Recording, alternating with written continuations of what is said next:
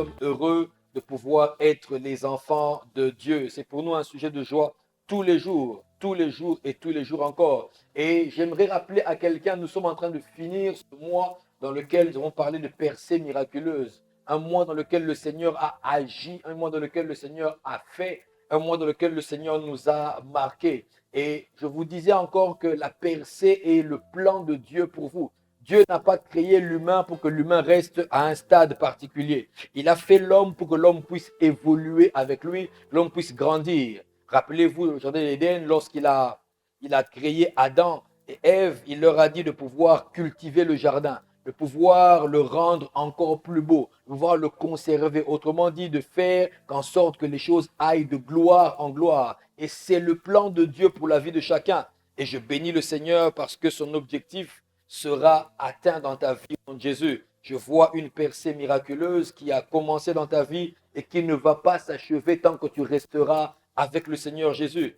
La Bible dit, et nous allons lire un texte de base, qui est dans Proverbe 4, le verset 18. Proverbe 4, le verset 18, la Bible nous dit, je vais lire, « Le sentier des justes est comme la lumière resplendissante dont l'éclat va croissant jusqu'au milieu du jour.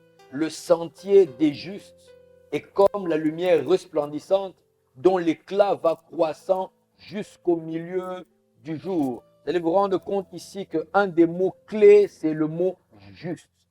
Le juste, celui qui en Jésus-Christ a trouvé sa voie. Celui qui un jour a fait de Jésus-Christ le Seigneur et le Sauveur de sa vie. Celui qui un jour s'est repenti de ses péchés, de sa vaine manière de vivre et a accepté que le Saint-Esprit le prenne à sa charge afin qu'il marche dans la volonté de Dieu. Le juste, celui qui a laissé le Seigneur prendre le trône de sa vie et lui s'est abaissé afin de suivre. Le juste, celui qui a laissé le Seigneur Dieu être le maître de son existence et lui devient le disciple qui est en train d'écouter et d'encaisser. Le juste, celui qui a laissé Jésus-Christ l'orienter dans le chemin que Jésus a choisi, pas dans le chemin que lui-même a choisi. Le juste, celui qui a accepté l'autorité suprême de Christ dans sa vie et pas l'autorité des hommes ou de tout ce que la coutume peut lui apporter. Le juste, celui qui a laissé sa personnalité tomber, accepté d'être dépouillé de sa personne, de tout ce qui fait sa valeur, afin que Christ seul reste et devienne sa valeur.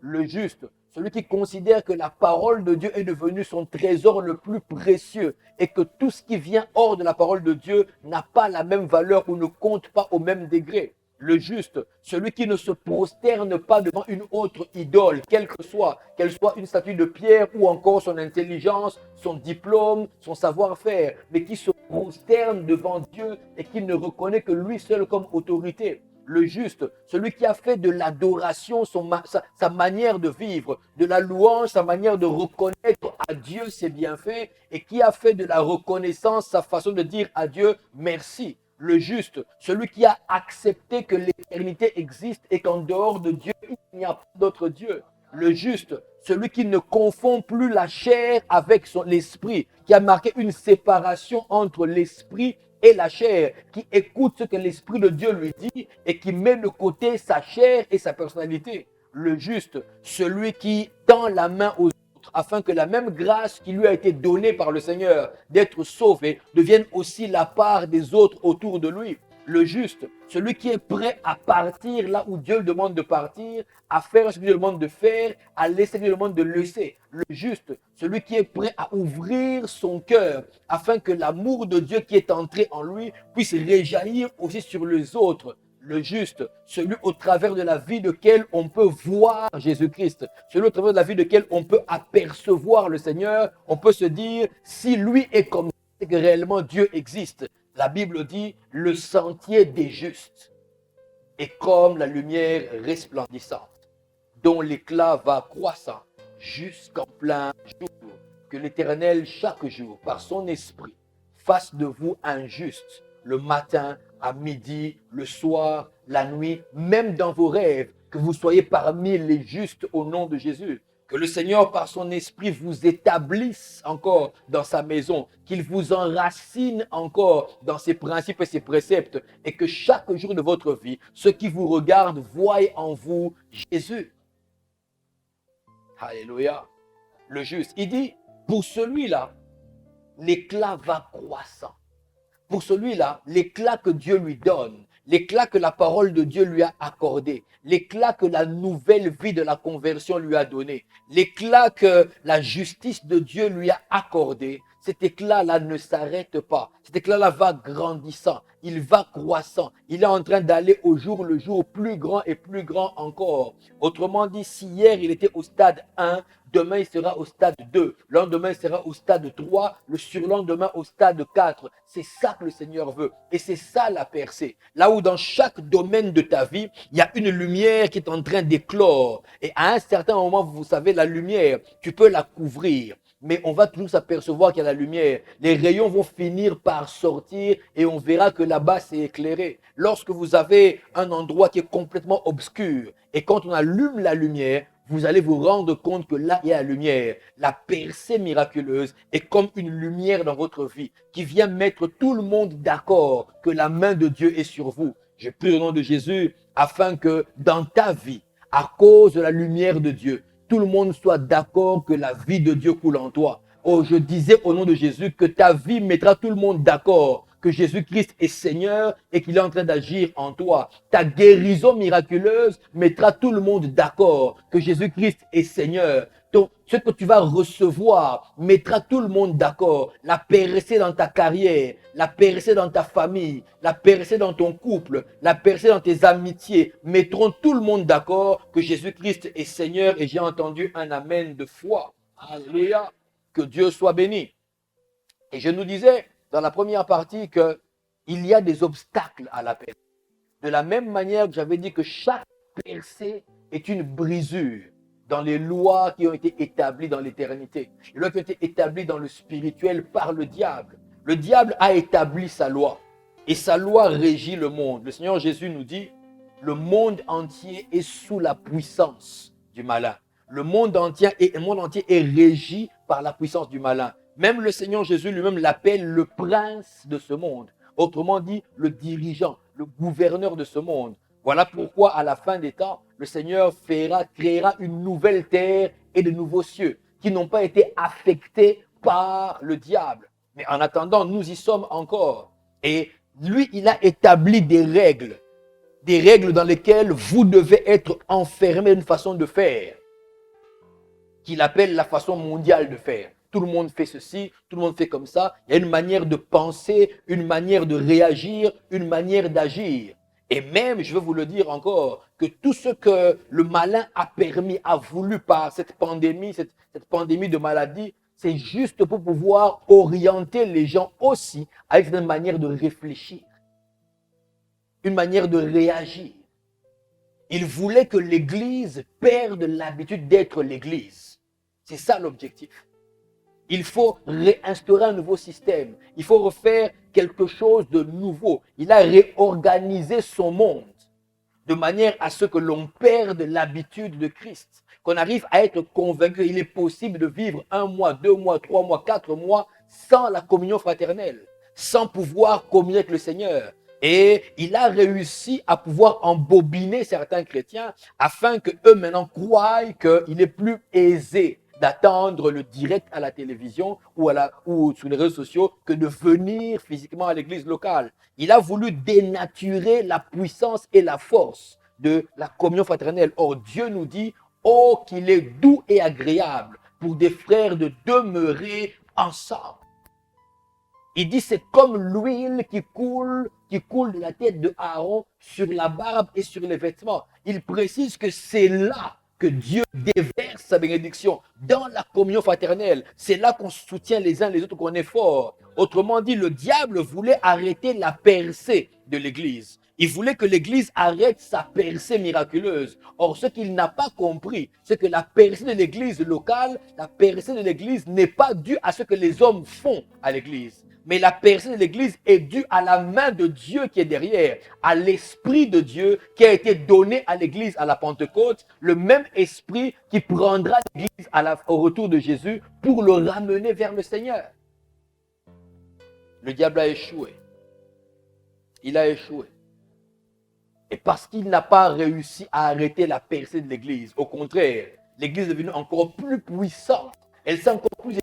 entendu, je déclare que le diable n'arrêtera pas ta percée au nom de Jésus. Il ne sera pas en mesure d'arrêter ta percée au nom de Jésus. J'ai dit quelques domaines sur lesquels le Seigneur a prévu une percée pour toi. Tu vas percer et tu vas être déclaré que Dieu est avec toi, que cela s'attache à ta vie au nom de Jésus-Christ. Donc chaque percée, je disais, est une brisure. Parce que la percée en elle-même, quand on la définit, c'est une ouverture qui donne un passage, une ouverture qui donne une perspective. C'est ça la percée. Alors le diable veut arrêter cela et il ne peut pas. Or, il a mis des lois sur cette terre pour que tu n'ailles pas au-delà, que tu puisses faire les choses comme les lois que lui, il a prévues. Donc à chaque fois que toi tu perces quelque part, tu brises une des lois sataniques. Tu brises les barrières démoniaques quand tu es en train de percer. Voilà pourquoi le diable s'attaque et s'oppose à la percée. Voilà pourquoi le diable s'attaque et s'oppose à la percée. Il ne veut pas te voir aller. Il peut t'accorder une impression d'avancer. Mais tant que tu restes sous son contrôle, ça lui va. Mais une fois que tu échappes à son contrôle, là le problème se pose à son niveau. Dans le nom de Jésus, il ne te gardera pas esclave.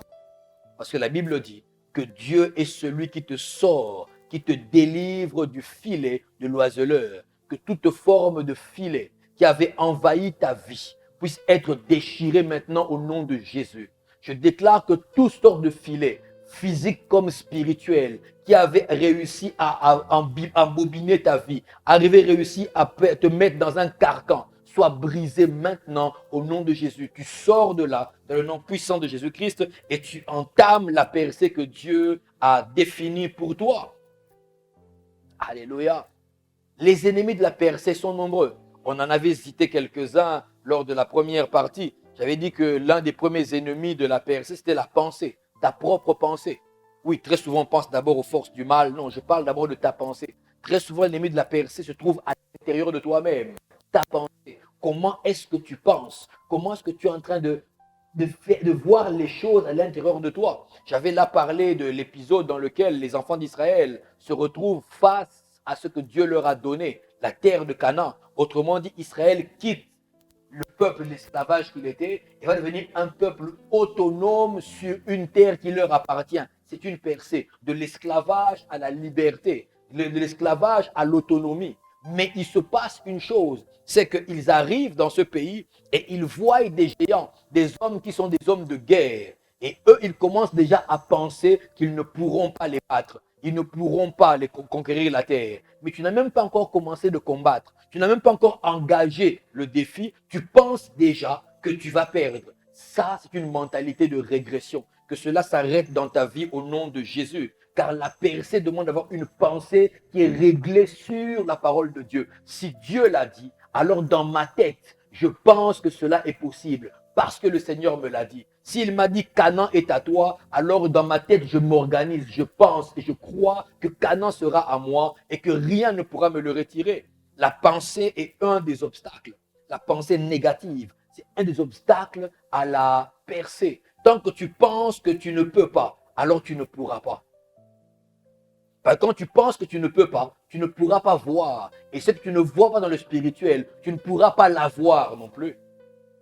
Parce que tu ne le réclameras pas, tu ne le conquériras pas. Voilà pourquoi 2 Corinthiens 10,5 est en train de nous préciser que nous renversons tout raisonnement et toute hauteur qui s'élève contre la connaissance de Dieu et nous emmenons toutes les pensées captives à l'obéissance de Christ. Que ta pensée soit désormais captive à l'obéissance de Christ.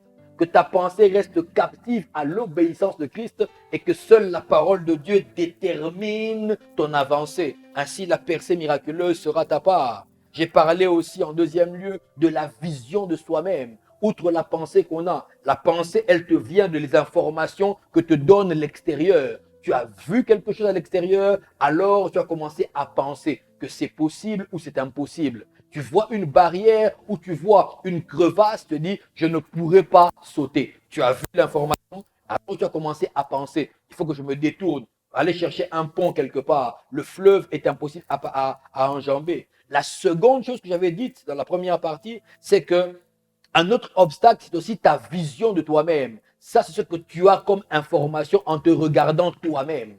La pensée, tu regardes à l'extérieur et tu as une information. La provision de soi-même, c'est toi qui regardes à l'intérieur de toi. Comment tu te vois, comment tu te juges. Bien aimé, j'avais dit, si tu ne te vois pas en train de percer, tu ne perceras pas. Si toi-même, tu ne te vois pas en train de percer, tu ne perceras pas. Tu ne te vois pas en gagnant, tu ne gagneras pas. Tu ne te vois pas toi en position de vainqueur, tu ne vaincras pas. Gédéon, de qui j'avais parlé, a failli rater sa percée. Gédéon a failli arrêter son histoire. Et je crois que si Gédéon avait eu continué à avoir une mauvaise vision de lui-même, nous ne l'aurions jamais cité aujourd'hui parmi les héros de la foi. Alors que le Seigneur l'aborde, Dieu voit en lui le vaillant héros. Le Seigneur, en regardant Gédéon, n'a pas regardé à sa taille ou à sa classe sociale. Il a vu à l'intérieur de Gédéon ce qui était réellement vaillant héros. Il l'a appelé vaillant héros. Mais Gédéon commence à lui dire, ah Seigneur, je suis le plus petit. Ma famille est la plus pauvre en Manassé. Et moi, je suis le cadet de tous. Comme pour dire, même si par impossible, ce que tu disais là est vrai, ça ne peut pas se réaliser. Parce que moi que tu vois, voici ma façon de me voir moi-même.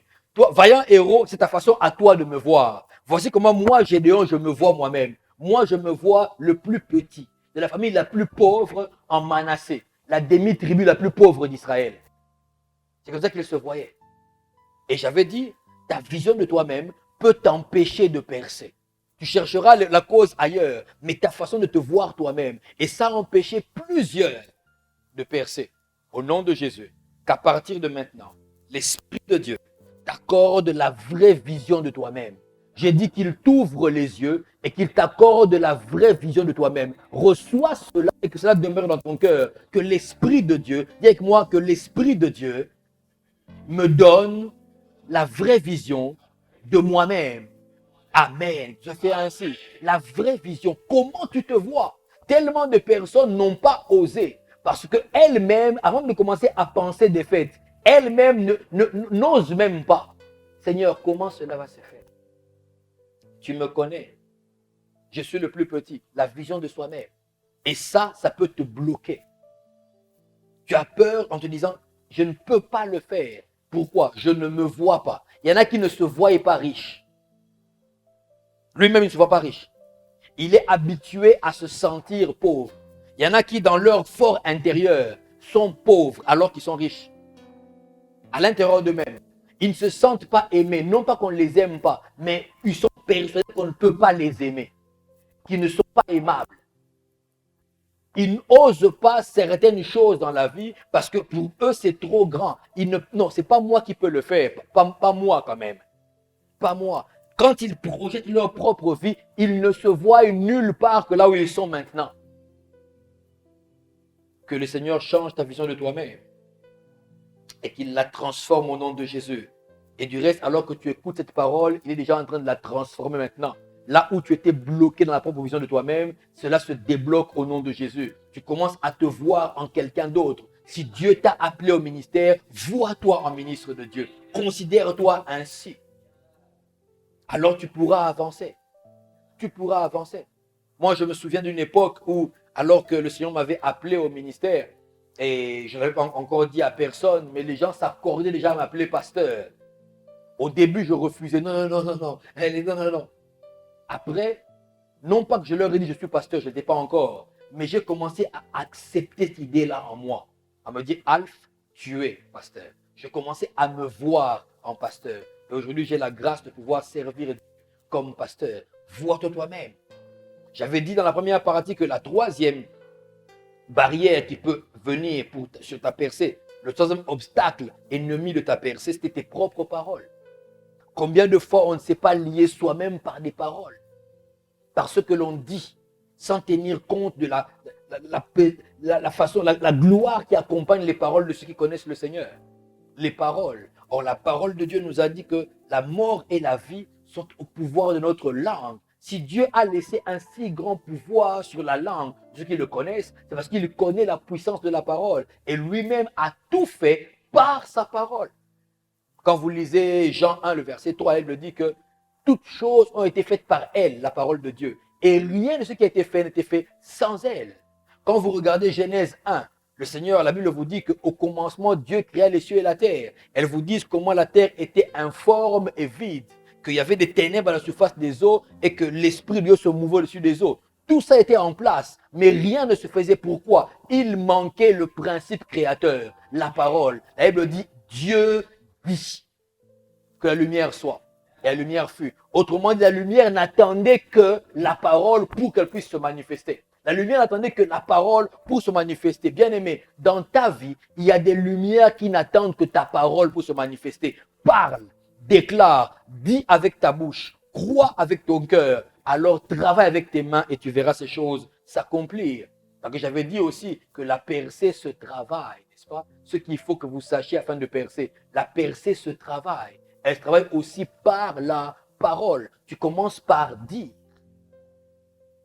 Et si ce que tu dis est réellement ce que tu penses de toi-même et ce que tu vois dans ton esprit, alors ces choses s'accomplissent. Qu'il en soit ainsi pour toi, que le Seigneur te change tes paroles, qu'elle te change tes paroles maintenant et que désormais tu puisses être de ceux-là qui ne parlent plus sans tenir compte de ce qu'ils sont en train de dire. Parce que les paroles ont une incidence dans ta destinée. Les paroles ont une incidence profonde dans ta percée. Qu'est-ce que tu dis sur toi-même? Qu'est-ce que tu racontes sur toi-même? Comment tu te présentes toi-même? Alléluia. J'avais pris l'exemple d'une des tribus de mon pays qui, eux, lorsque tu leur demandes comment ils vont, te diront toujours un peu, jamais beaucoup. Un peu toujours. Comment tu vas? Non, non, ça va un peu. Comment va la vie? Oh, doucement. La vie va doucement, qu'il dit. Comment ça va? Petit à petit. Ils ont peur de déclarer que les choses vont bien. Ils ont peur de déclarer que Dieu est au contrôle. Non, ça va, non, petit à petit. D'autres même vous disent clairement, non, ça finira par aller. Autrement dit, là maintenant, je crois que je suis dans des problèmes. Même si les problèmes sont là, même si les ennuis sont présents, il faut que vous puissiez aligner votre confession de la bouche avec ce que la parole de Dieu déclare et pas ce que vos ennuis vous disent. Quelqu'un m'a compris? Alléluia. Quelqu'un m'a compris? Vous devez aligner vos paroles avec ce que la parole de Dieu déclare, pas avec ce que vos problèmes vous ont dicté. Le volume est bon? Alléluia. Que Dieu soit béni. Les paroles, ça peut être un problème pour votre percée. J'avais aussi dit, la peur. La peur est aussi un obstacle à votre percée. Tant que vous avez peur, vous n'allez rien faire. Tu peux être animé de toutes choses. Tu as tout ce qu'il faut. Tu connais la parole. Tu connais la volonté de Dieu. Tu sais qu'il faut faire, tu le sais toi-même. Et le bagage intellectuel, tu l'as. Mais si tu as peur, tu ne pourras pas. Tu ne pourras pas. Quand il fallait conquérir Canaan de façon effective, l'une des premières choses que Dieu a voulu ôter dans la vie de ses enfants, c'est la peur. Il dit à Moïse, les sacrificateurs mettront les pieds les premiers dans le Jourdain et le Jourdain va souffrir. Il parlait à Israël. Israël connaissait très bien le fleuve Jourdain, ils y ont habité. Avant qu'ils partent, ils connaissaient très bien. Et le fleuve Jourdain, laissez-moi vous dire, ce n'est pas une petite rivière tranquille. Un petit cours d'eau qui coule là. Non. Le Jourdain est impétueux. Le Jourdain a des rocs, le Jourdain a des vagues, le Jourdain est tumultueux. Il n'est pas calme, il n'est pas paisible. C'est ça le Jourdain. Et on le sait, au bord souvent des rivières et des fleuves, le terrain est abrupt, le terrain descend. Donc forcément, il y a des pierres, il y a un danger. Mais commence par leur dire, les sacrificateurs mettront les pieds le premier. Laisse-moi continuer encore. Il dit les sacrificateurs. Bien aimés, les sacrificateurs, quel rôle ils avaient? Ceux qui étaient là, ceux qui devaient mettre le pied le premier, c'était ceux-là qui portaient l'arche de l'alliance. On le portait à 4. Il y avait de part et d'autre des sacrificateurs qui portaient l'arche, avec les barres qui servaient à porter l'arche. Donc tu n'es pas en équilibre. Tu tiens d'une main, l'autre main est libre, mais tu dépends des autres. Ça veut dire que si l'un de vous trébuche, tout le monde trébuche. Vous n'êtes pas en équilibre. Et vous allez comme ça entrer dans le fleuve. On dit commencez par poser le pied. Donc vous devez forcément vous approcher du fleuve et accepter d'y entrer avec le déséquilibre que cela peut causer. Avec l'eau, le vent, la puissance de l'eau plutôt, et puis lequel tu n'es pas sûr. Donc tu as toutes les raisons. Tout est réuni pour que la peur te paralyse, pour dire non. Je crois que là, le Seigneur a voulu dire autre chose. Essayons de discerner qu'est-ce que Dieu voulait dire. Peut-être qu'en disant, ils mettront les pieds les premiers dans le Jourdain, il voulait dire qu'on va commencer par créer un pont. Et puis on va passer dessus. Non, il a dit, mettez les pieds. Une fois cette peur-là avalée, ils ont osé mettre les pieds, alors le miracle a suivi. Ils ont pu percer jusqu'à Canaan. Bien-aimé, au nom de Jésus, que toute forme de peur soit retirée de ta vie maintenant. Toute forme de peur soit arrachée de ta vie maintenant, afin que tu poses le pas qui conduit à la percée, afin que tu poses le pas qui conduit à la percée, que cela s'attache à ta vie au nom de Jésus-Christ, dans tous les domaines de la vie. Tu as besoin de mettre la peur de côté. Est-ce que vous savez que pour prophétiser, il faut enlever la peur? Oui. Pour exercer les dons spirituels en général, il faut enlever la peur. Être sûr que c'est Dieu qui m'a parlé et c'est Dieu qui agit avec moi. Alors je le fais. Sinon, tu auras peur. Et si ça ne marche pas? Et si ce n'est pas Dieu? Et ce n'était pas vrai? Et comment il le prendra? Et s'il réagit mal? La peur. Beaucoup ont étouffé leurs dons spirituels à cause de la peur. Alors leur percée aussi a été arrêtée. Que cela soit ôté dessus toi au nom de Jésus. Que l'Esprit de Dieu restaure maintenant ce qui a été étouffé dans le nom de Jésus. Beaucoup ont eu peur, peur de commencer ou de recommencer. Combien ne sont pas jusqu'à maintenant à un endroit dans une carrière où Dieu ne les attend même plus? Le Seigneur t'a dit démissionne. Va chercher ailleurs. Va là-bas. Mais la peur a fait que, et si ça ne marche pas? Et si là-bas on ne me prend pas? Et si, qu'est-ce qui me dit que je pourrais réussir au test? Je ne pars pas, je reste là. Et tu continues à supplier Dieu. Seigneur, donne-moi une bonne carrière. Seigneur, pourquoi mon salaire fait des problèmes? Seigneur, je ne m'épanouis pas. Tu n'es pas là où Dieu te demande d'être. La peur. Combien n'ont-ils pas raté le conjoint qu'il leur fallait à cause de la peur? Ils n'ont pas osé demander la main. Ou elles n'ont pas osé dire oui à quelqu'un à cause de la peur. Ce n'est pas la bonne personne. Et s'il était méchant? Et s'il était mauvais? Et si je me trompais? Et si la peur? C'est pour ça que la Bible vous dit, tous ceux donc qui sont conduits par l'Esprit de Dieu sont fils de Dieu. Pourquoi? Pour que tu n'aies pas peur, mais que tu puisses aller consulter Dieu. Saint-Esprit, là, qu'est-ce que je fais? Vas-y, engage-toi. Je m'engage. La peur. La peur d'entreprendre a bloqué la percée de plusieurs. Parce qu'ils se sont dit, mais si j'entreprends, quel sera le résultat? Avec ce contexte socio-économique, est-ce que je pourrais aller de l'avant? Je regarde le voisin, dans le même domaine, il a échoué. Celui de l'autre côté, dans le même domaine, il est aussi en train de pleurer. Je vais m'engager moi aussi. Non, non, non, je ne le fais pas. J'ai peur d'un échec. Et ils sont restés là. La peur. Que cela soit ôté de ta vie maintenant, au nom de Jésus. Là où le Saint-Esprit t'amène à entreprendre, fais-le. Si on ne vend pas des cacahuètes dans cette saison-là, mais que Dieu te dit, vends des cacahuètes, fais-le. Fais-le. La peur de parler. La peur de refuser. Beaucoup de personnes ont eu peur de refuser. Alors ils ont été entraînés dans des mauvais coups. Oh, la prison est parfois peuplée de personnes qui, si elles n'avaient pas eu peur de dire non, elles ne seraient pas là. Elles ne seraient pas là. Bien aimé, tu peux refuser des propositions. Tu peux refuser des choses. N'aie pas peur. Non, si je dis non, on le prendra mal. Peut-être que le groupe ne m'acceptera plus. Je ne pourrai plus être comme si. Dis non. Accepte de refuser. Je dis non. Je n'entrerai pas dans cette loge-là pour garder mon poste. Je préfère le quitter. Je n'y entrerai pas. Je ne pactiserai pas avec le diable pour pouvoir avoir tel ou tel avantage. Je dis non à la proposition. Je n'ai pas peur de le dire. La peur de refuser peut t'entraîner à fermer ta percée, à bloquer ta percée. Ça ne sera plus ton cas au nom de Jésus-Christ. Parce que le Seigneur, son esprit n'est pas un esprit de peur. Elle me dit, ce n'est pas un esprit de timidité ou de peur que nous avons reçu, mais un esprit de courage qui nous fait dire, Abba, Père.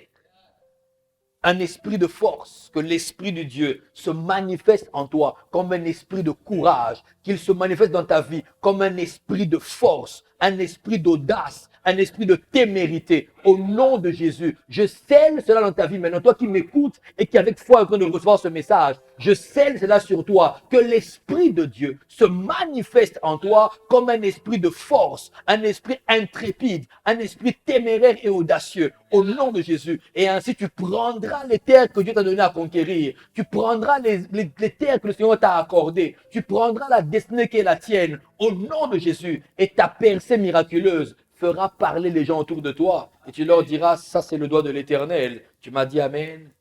Que Dieu soit béni. Alors le cinquième obstacle, le cinquième ennemi de la percée, je parle maintenant de la paresse. Proverbe 6, 10 à 11. Proverbe 6, 10 à 11. Alléluia. Même qu'à partir du verset 6, c'est un verset très connu chez moi à la maison parce que je réveille mes enfants avec ça. Quand ils dorment trop, je viens, va vers la fourmi paresseux. Et je les bouge. Et ils connaissent le verset d'ailleurs. Ils peuvent même te le répéter. À partir du verset 10. Un peu de sommeil, un peu d'assoupissement. Proverbe 6, verset 10, 11. Un peu de sommeil, un peu d'assoupissement, un peu croiser les mains pour dormir. On met point de suspension. On vous dit, arrête-toi et commence maintenant à réfléchir un peu. Et la pauvreté te surprendra comme un rôdeur. Et la disette comme un homme en armes. Oh, remarquez ce qui se passait ici. Comment est-ce que le Seigneur a fait la différence dans les deux versets.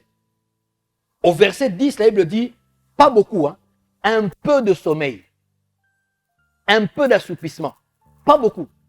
Comme dans la nourriture, tu n'as pas besoin de mettre une bonne poignée de sel pour que ta nourriture soit bonne. Non, une pincée suffit. Mais toute la nourriture, le goût a changé. Sans la pincée de sel, le goût est différent. Une pincée de sel, toute la nourriture a changé de goût. Elle devient agréable. Vous voyez? Là, on vous dit un peu, une pincée. Juste une pincée. Là où tu fais ça avec moi, fais comme ça. Une pincée. On dit un peu de sommeil, un peu d'assoupissement. Pas beaucoup. Un peu croiser les mains pour dormir. Non, c'est pas grave. J'ai le temps. Non, dans 3 ans, je vais m'y mettre. Non, l'année prochaine, pas de problème. Maintenant, je me repose un peu. J'ai toujours dit, on se repose de quelque chose. Fais quelque chose et mérite ton repos. Il dit un peu de sommeil dans la destinée. Un peu de sommeil. C'est quand les autres sont en train de postuler. C'est le porteur. On a dit, voilà, il y a des montées en grade. Postule, vous passez l'examen. Ah, non, je crois que je ne suis pas prêt. Je ne suis pas prêt. Je suis dans le sommeil. On dit un peu de sommeil. Un peu d'assoupissement. Vous savez, l'assoupissement, c'est quoi? Juste le fait de dormir, voyez, en plongeant du bec comme ça. S'assoupir. Dormir d'un sommeil pas profond. Un petit sommeil léger. Ce genre de sommeil qui arrive parfois entre 11h et 12h. Tu connais ce sommeil-là. Ne me dis pas que non, tu le connais. Je sais que tu le connais. Ça nous arrive. Là où tu as l'impression que le bureau devient amer et tu veux sortir, tu ne te sens plus bien. C'est ça. Tu vas juste t'assoupir un peu. Pas beaucoup, non. Écoute, je dors 15 minutes et puis je me réveille. L'assoupissement. Il dit un peu d'assoupissement. Un peu croiser les mains pour dormir. Je travaillerai demain. Je ferai plus tard. Non, ce n'est pas grave. C'est pas grave. Non, le pont va se casser. Non, mais est-ce qu'on continue de passer? Oui, bon, comme ça on arrangera ça demain. Un peu croiser les bras pour dormir. La Bible dit. Là-bas, on vous dit un peu. Mais au verset 11, on ne parle plus de un peu. On dit, et la pauvreté, dans son entièreté, te surprendra comme un rôdeur. Là, c'est plus un peu. Vous comprenez que la petite pincée d'assoupissement a emmené la pauvreté dans son entièreté. On dit, et la disette, c'est-à-dire la faim, le manque de quoi manger, te surprendra comme un homme en arme. Quand un homme en arme te surprend, tu es surpris, n'est-ce pas? C'est haut les mains. Tu ne t'attendais pas à ça. C'est comme ça que l'on dit. La paresse revêt plusieurs formes. On peut être paresseux dans son esprit, dans ses actions, dans ses réactions. Dans son esprit, on peut être paresseux. Il y en a qui sont paresseux dans l'esprit. Ils n'aiment pas réfléchir. Ils sont ennuyés quand il faut réfléchir. Quand le cerveau doit faire un petit effort, ça les ennuie. Ils s'arrêtent exactement à ce qu'on leur avait demandé de faire. On lui a montré, prends ses lunettes, déplace-les et mets-les ici au coin. Il prend les lunettes, il les déplace, il les met là. C'est tout. Je ne réfléchis plus. Je ne me demande pas. Et s'il arrive que ça tombe, pourquoi ne le mettrais-je pas ici? Et pourquoi pas dans le boîtier pour que l'on puisse protéger les verres? C'est pas ça. Là, non, il n'a pas besoin de réfléchir. Il est paresseux dans son esprit. Il ne va pas au-delà. On réfléchit pour lui. On lui emmène quelque chose à faire. Lui ne va pas au-delà. Pas du tout. Non, on m'a seulement dit d'étendre le linge sur le fil. On ne m'a pas dit de l'enlever à la nuit tombée. Paresseux dans l'esprit. Paresseux dans l'esprit. Il ne va pas au-delà. Que toute forme de paresse dans l'esprit puisse être ôtée dans votre vie maintenant au nom de Jésus. Car votre destinée, c'est la percée surnaturelle. Alors que toute forme de paresse de l'esprit puisse être ôtée. Que l'Esprit de Dieu emmène votre esprit à réfléchir, à pousser la réflexion plus loin que la limite qu'on t'a donnée. Que l'Esprit de Dieu t'emmène à réfléchir au-delà de ce que l'on t'a demandé. Qu'il en soit ainsi au nom de Jésus. Bien-aimés, ce qu'on appelle génie aujourd'hui, ceux-là qui ont trouvé les grandes inventions ont juste réfléchi au-delà de la limite de tout le monde. Tu m'as compris? Ils ont juste réfléchi au-delà de la limite de tout le monde. Si on a trouvé une manière de s'éclairer, on se dit, bon, on prend une torche, on allume, on la met là, la flamme nous éclaire. Ça éclaire, ok. Quelqu'un a dû réfléchir au-delà de ce que les autres ont fait. Il réfléchit quand même. Mais est-ce que l'on ne pourrait pas faire en sorte que on maîtrise ce feu-là et qu'il ne puisse pas brûler? Et puis il pense à la bougie. Quelqu'un vient réfléchir encore. Est-ce qu'il n'y aurait pas moyen de pouvoir faire en sorte que cela puisse être utile à tout le monde? Il pense à un lampadaire. Et on en met sur les rues. Et puis quand on vient encore réfléchir, est-ce qu'il n'y aurait pas moyen que l'on puisse trouver une autre manière moins dangereuse de s'éclairer? Parce que là, la flamme peut brûler. Ils inventent l'ampoule et on commence à aller de plus en plus. Aujourd'hui, on a toutes sortes d'ampoules. Des LED, ampoules chaudes, froides. On a plein de ces choses. Quelqu'un a réfléchi. Il n'a pas été paresseux dans son esprit. Il est resté là des heures et des heures à réfléchir. Comment je peux faire ceci? Comment je peux faire cela? Il ne s'est pas dit, j'ai rencontré un problème. Et puis, qu'est-ce que tu as fait? Non, il y a eu un problème. Non, mais qu'est-ce que tu as fait de ce problème? Non, je suis revenu te dire qu'il y a un problème. Paresseux dans l'esprit. Paresseux. Ne m'amène pas les problèmes, amène-moi les solutions. Viens me dire, on a rencontré tel problème. Voilà ce qu'on a fait après réflexion. Ne reviens pas me dire, là-bas on a un problème. Lequel? Ah, il y a une grosse pierre qui nous empêche de passer. Qu'est-ce que vous avez fait? On est revenu, vous avez dit qu'il y a une grosse pierre. Sincèrement.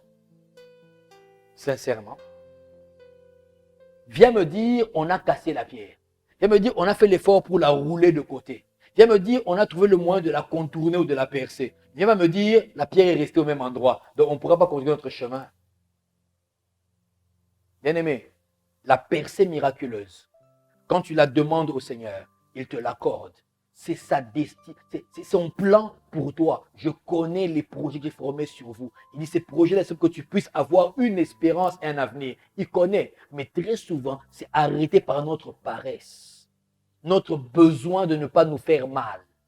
Notre besoin du petit confort que nous avons. Que toute forme de confort qui sera mortel pour toi te soit ôté au nom de Jésus. Je demande à l'Esprit du Seigneur de te faire quitter le confort qui sera mortel pour ta percée. Au nom de Jésus-Christ, tu le reçois, tu dis Amen.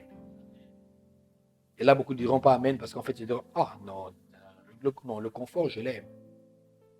Paresseux dans les actions. Il y en a qui ne savent rien faire. Ils attendent tout. Ils ont prié. Ah, ils ont beaucoup prié. Ils sont allés en retraite, à la montagne. Ils ont prié. Ils ont parlé au Seigneur. Et puis Dieu a donné une parole. Toi, tu seras ceci. Toi, tu feras cela. Waouh! Merci Jésus. Il est revenu, il a mis le carnet sous son lit et il attend. Et il attend. 2 ans, il attend. 4 ans, il attend. Ah, il est fidèle, il attend. Je crois que Dieu va faire. Je suis sûr qu'il va agir. Et il attend. 5 ans. Et il attend. 12 ans. il attend toujours. 20 ans, il attend. Les cheveux blancs commencent à sortir. Il continue d'y croire. Moi, je le dis toujours. Le Seigneur ne pourra pas m'abandonner. Non, Dieu ne me mentira pas. Il a 55 ans. Dieu ne me mentira pas. Oh, il attend. Il attend. Même qu'il va, il relit chaque jour les promesses. Il les déclare. Oh, Seigneur, tu m'avais dit, il y a 50 ans quand je priais, Seigneur, tu m'avais parlé, Seigneur, souviens-toi. Seigneur, je sais que tu es fidèle. Et puis un jour, on l'enterre. Et il va devant le Seigneur. Et Dieu lui fait le reproche. Tu n'as pas emmené ici tout ce que j'ai prévu que tu fasses sur la terre. Seigneur, ce n'est pas ma faute, c'est toi. Moi, j'attendais fidèlement que tu puisses agir. Paresseux. Paresseux. Paresseux. Je vais en voyage. Je laisse à chacun des talents. Faites-les fructifier. Certains 10, d'autres 5. Il y en a qui avaient eu 1. Vous connaissez la parabole. Et il y a ce 1-là, il va cacher le talent. Pourquoi? Il est trop paresseux pour le faire fructifier. Il faut aller encore vers les changeurs de monnaie, vers la ville, faire les tractations, investir, réinvestir, reprendre des actions ici, faire cela. Non, c'est trop de travail. Je le mets là où c'était, il viendra le trouver tel que c'est. Et il s'est cru être fidèle. Mais Dieu lui a fait le reproche. Mauvais serviteur. Bien-aimé, tout talent que Dieu t'a donné, toute grâce qu'il t'a faite, c'est pour les fructifier. C'est pour les faire accroître. Il te les accorde à l'état brut. Maintenant, à toi de pouvoir les faire accroître avec l'aide du Saint-Esprit. Pour ça, il faut marquer un travail. Il faut arrêter d'être paresseux. Au nom de Jésus, que toute forme de paresse dans les actions s'arrête dans ta vie immédiatement. Maintenant, là, je défie la paresse dans ta vie et je lui ordonne de quitter ton esprit, de quitter tes mains et tes pieds, de quitter ton cerveau, de quitter ton environnement au nom de Jésus et que l'Esprit du Seigneur fasse de toi un homme et une femme actifs. Et je ne parle pas du domaine de la parole de Dieu, aller évangéliser, gagner des âmes. Je parle de tous les domaines de la vie, même le domaine séculier, qui te rendent actif. Les idées et les actions. Parce que la paresse peut s'avérer être un sérieux danger pour la percée. Beaucoup prendront Dieu pour un farceur, alors que Dieu ne ment pas. Beaucoup vont condamner le Seigneur. Seigneur, comment il se passe? Ça fait 12 ans que tu m'as promis, rien ne se passe. Mais est-ce que tu as fait ce qu'il fallait faire? Est-ce que tu l'as fait? Dès la chute de l'homme, la chute de Adam et de Ève, Dieu avait le projet de sauver l'homme. Dès la chute, le projet de les sauver était déjà venu. Il l'a personnifié en tuant une brebis et en prenant la peau et revêtant Adam et Ève. Une préfiguration de Jésus. L'agneau qu'il fallait être immolé et que sa couverture devienne la nôtre maintenant devant le Seigneur. Et son sang devait couler. Préfiguration. Mais est-ce que Dieu est resté les bras croisés au ciel? Non. Il est venu sur terre accomplir le travail qu'il fallait faire afin que les hommes soient sauvés selon le plan qu'il avait déjà. Il n'est pas resté sur son trône pour dire je vais les sauver. Non, j'ai bien dit. La Bible dit qu'il a pris notre forme humaine. La Bible dit de Dieu dans Philippiens 9. Il dit qu'il a mis de côté ce qui faisait qu'il soit égal à Dieu. Il a pris une forme humaine, se rendant obéissant jusqu'à la mort de la croix. Et puis Dieu l'a souverainement élevé. Nous sommes sauvés par son sacrifice. Même Dieu a fait un travail pour que le plan du salut qu'il avait s'accomplisse. Pour que la percée de l'homme, des ténèbres jusqu'à la lumière, puisse se faire. Et toi, qu'est-ce que tu fais? Et toi, qu'est-ce que tu fais? Tu as beaucoup d'idées.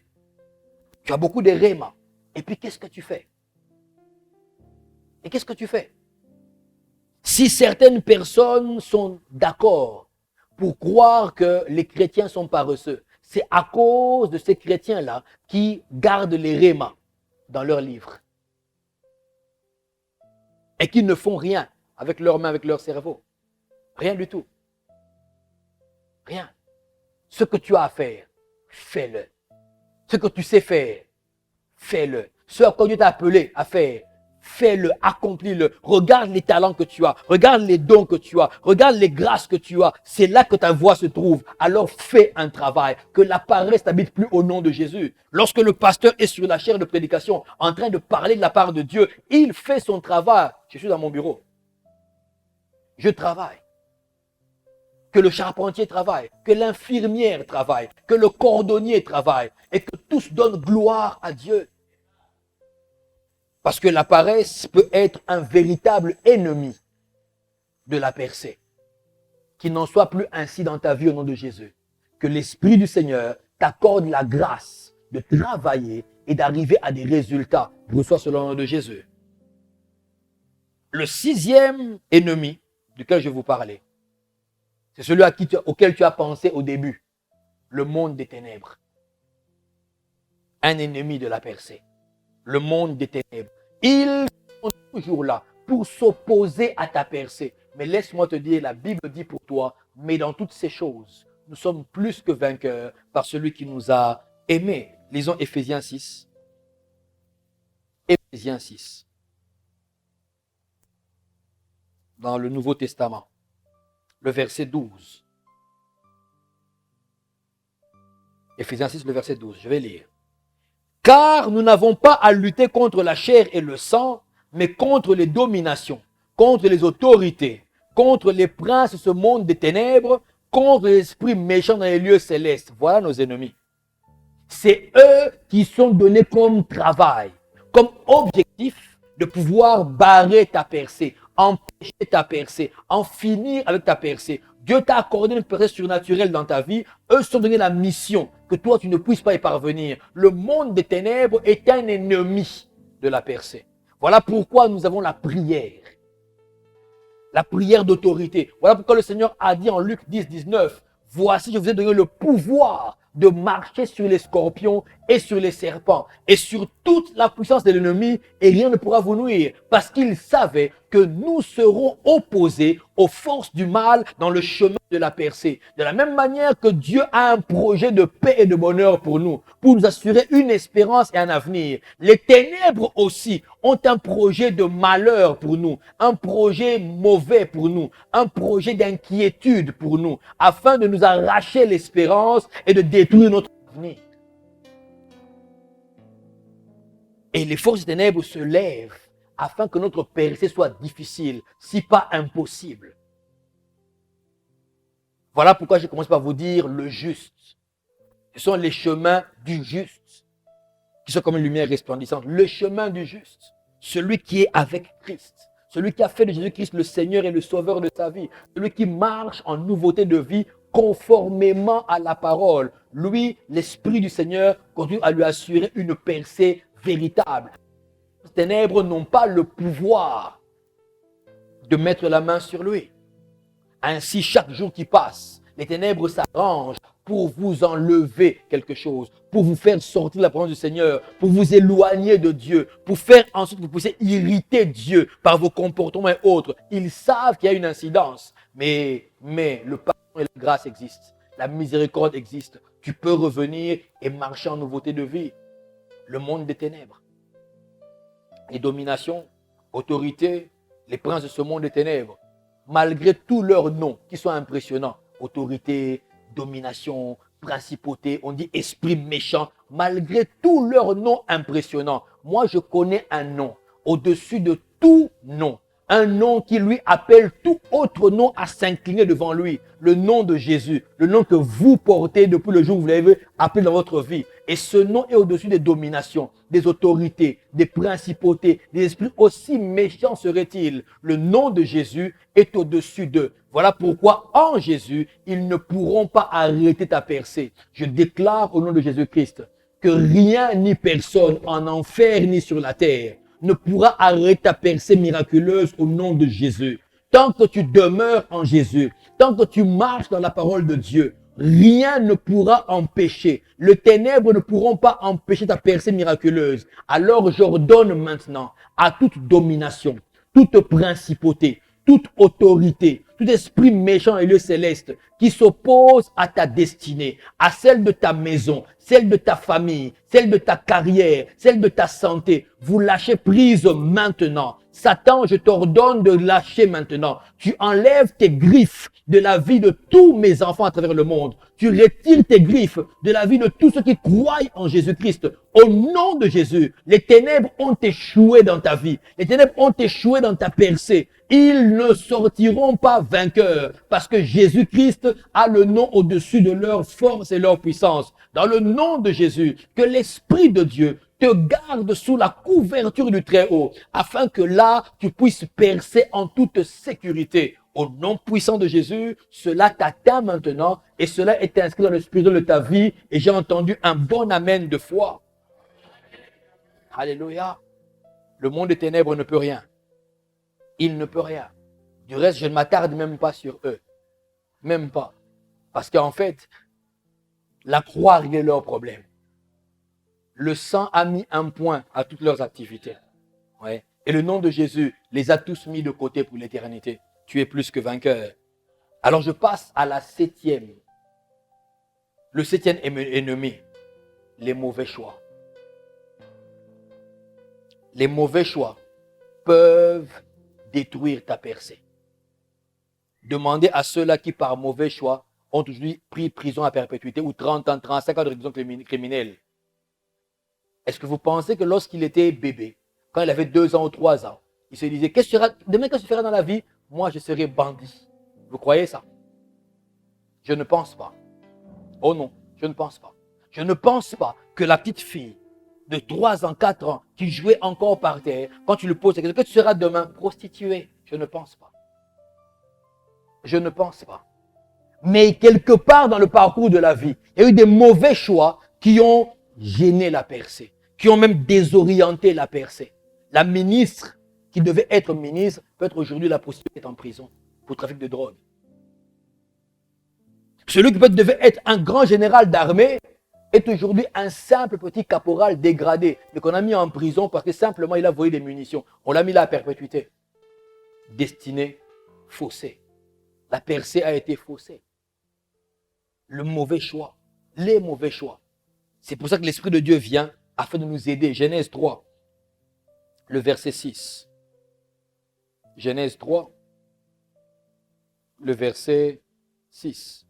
Genèse est facile à trouver, surtout le verset 3, facile. Le chapitre 3 plutôt, verset 6e. La femme vit que l'arbre était bon à manger et agréable à la vue, et qu'il était précieux pour ouvrir l'intelligence. Elle prit de son fruit et en mangea. Elle en donna aussi à son mari qui était auprès d'elle, et il en mangea. Choix. C'est le choix. Vous direz la faute du diable. Il y a eu un choix. Le diable est venu faire sa proposition, telle qu'il vous propose tous les jours quelque chose à faire pour lui.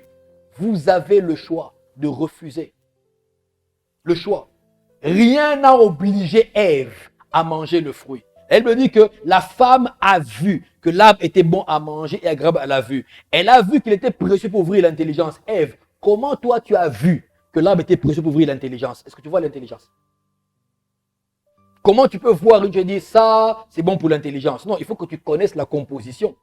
Que tu saches qu'il y a telle matière dedans et c'est bon pour l'intelligence. Mais toi, tu n'as même pas encore. Toi, seulement vu. Pour toi, c'est bon pour l'intelligence. Le choix est déjà fait dans le cœur. Je vais prendre et je vais manger. Elle a pris, elle a mangé. Elle a pris, elle a mangé. Et qu'est-ce qu'elle a fait? Elle a aussi donné à son mari qui est auprès d'elle. Rien n'obligeait Adam à prendre le fruit et à manger aussi. Rien ne l'obligeait. Mais il a fait le choix d'écouter sa femme, de prendre le fruit et de manger. Même quand il avait pris entre ses mains, il avait encore le choix de ne pas croquer. Et de dire, Ève, non, on ne peut pas faire ça. Il a croqué quand même. Il l'a fait. Il avait fait un choix. Les mauvais choix peuvent vous emmener à détruire votre propre percée. Et souvent, ce sont les personnes autour de nous qui influencent nos choix.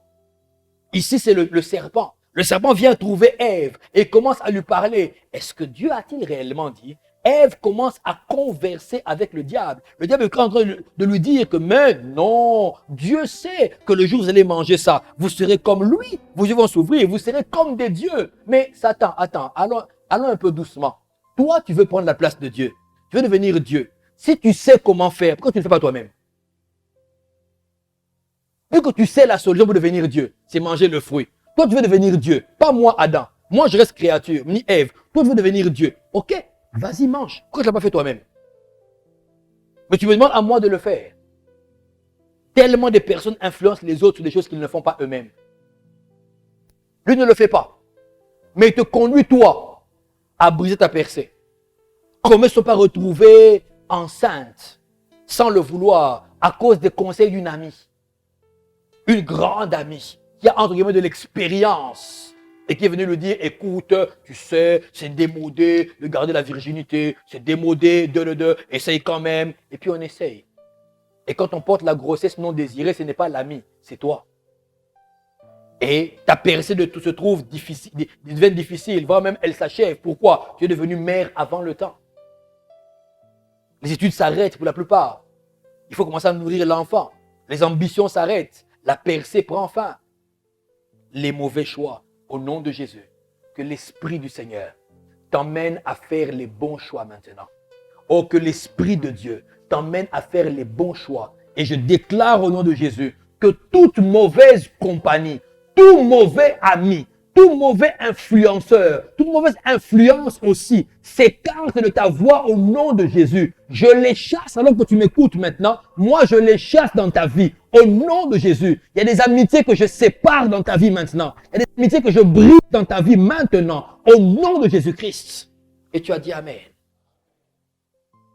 Les mauvais choix peuvent détruire la percée miraculeuse. Ça ne sera plus ton cas au nom de Jésus.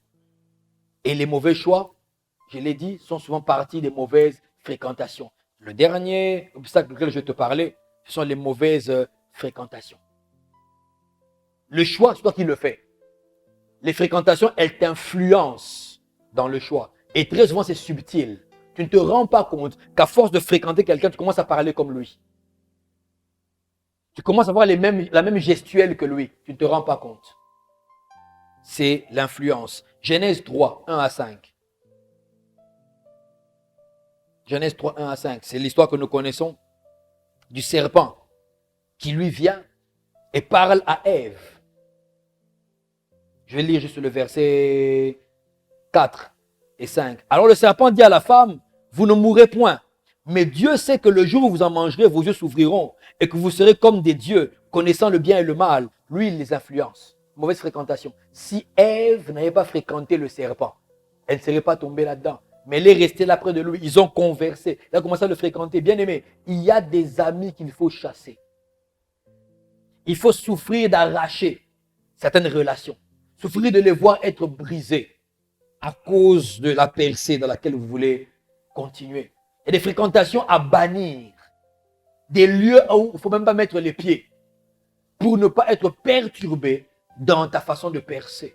Au nom de Jésus, que l'Esprit du Seigneur ferme tes yeux sur tout endroit qui ne doit pas être fréquenté par toi. Que l'Esprit du Seigneur arrête tes pas afin que tu n'ailles pas là où tu ne dois pas être. Que l'Esprit du Seigneur amène ton cœur à s'arracher des mauvaises fréquentations, des mauvais amis. Serait-ce un parent, un cousin proche ou un ami à qui tu dois beaucoup? Dans le nom de Jésus, là où la séparation doit être, cela se fait maintenant au nom de Jésus. Et ainsi ta percée miraculeuse est sécurisée. Gloire au nom du Seigneur. Laisse-moi prier pour toi. Alors que tu m'as entendu, laisse-moi prier pour toi. Père, dans le nom de Jésus, j'élève la voix maintenant, Seigneur, afin de sécuriser la percée de mon frère et de ma sœur. Au nom de Jésus, Saint-Esprit, sécurise sa percée. Que rien ne l'arrête sur son chemin. Je déclare que rien ne va t'arrêter sur ta percée au nom de Jésus. Seigneur mon Dieu, là où il est tombé, relève-le. Là où il n'avance plus, fais-le partir en courant. Au nom de Jésus, Seigneur, que sa percée soit sécurisée par les anges et par l'Esprit de Dieu. Que le sang de l'agneau couvre ton chemin de percée et que jamais tu ne t'en détournes au nom de Jésus. Et que désormais, la percée miraculeuse fasse partie intégrante de ta vie. Et tu légueras cela à tes enfants et aux enfants de tes enfants. J'ai ainsi prié pour toi et tu m'as dit Amen. Gloire au Seigneur. Et je ne serai terminé en disant qu'au début, j'ai dit les sentiers du juste. Quelqu'un est-il juste? Oui, s'il a reçu Jésus-Christ comme Seigneur et Sauveur.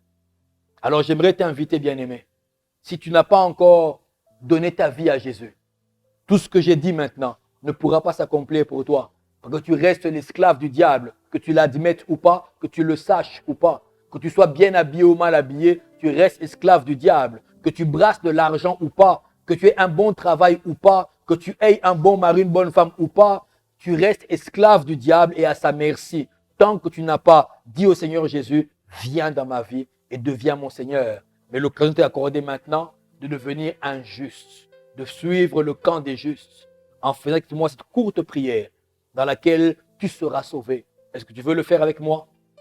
On va prier ensemble. Dis avec moi ceci. Père, au nom de Jésus, j'ai entendu ta voix. Alors je m'approche. Je te reconnais, Seigneur, comme mon seul Seigneur. Je t'accepte comme mon seul Sauveur et mon seul Seigneur. Et je renonce à tout ce qui m'éloignait de toi. Je déclare que maintenant je suis sauvé. Et ma percée miraculeuse est sécurisée. Parce que le pardon de Dieu m'a été accordé. Au nom de Jésus, je suis sauvé. Merci Seigneur. Amen. Tout simplement, si tu l'as fait avec foi dans ton cœur, tu es maintenant sauvé. Et que la grâce de Dieu se multiplie sur toi. Que la grâce de Dieu t'environne. Et que la percée miraculeuse reste la signature de Dieu dans ta vie. J'ai ainsi prié au nom de Jésus. Et tu m'as dit Amen. Que Dieu vous bénisse.